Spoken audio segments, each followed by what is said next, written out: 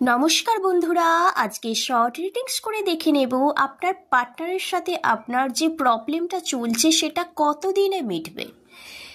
তো এটা হবে জেনারেল কালেকটিভ রিডিংস, যতটা যার সাথে মিলবে সে ততটা নেবে। Thank you universe, thank you so much.